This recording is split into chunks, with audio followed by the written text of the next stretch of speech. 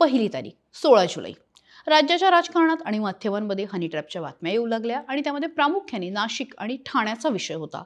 विशेषतः नाशिक दौऱ्यावर असणाऱ्या एका मोठ्या नेत्यानेच पत्रकारांना हे गप्पा मारताना सांगितलं असं स्पष्ट झालंय. दिनांक 17 जुलै. काँग्रेस नेते नाना पटोलेंनी विधानसभेमध्ये पेनड्राईव्ह दाखवत हनी ट्रॅपचा विषय काढला आणि मग नेते बोलायला लागले.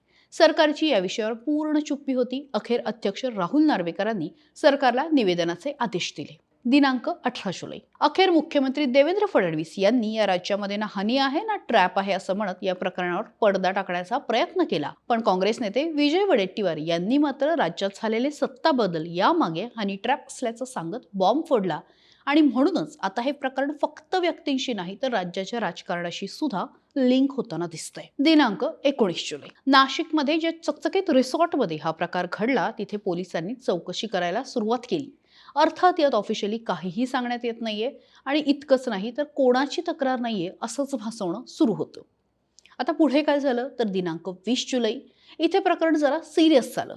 कारण महिलेने अधिकाऱ्यांना कसं नदी लावलं, तिथे काँग्रेसचा एक्स कार्यकर्ता जो मालक होता त्याने काय करत होता वगैरे वगैरे बोललं जात असतानाच खासदार संजय राऊत यांनी नवा बॉम्ब टाकला.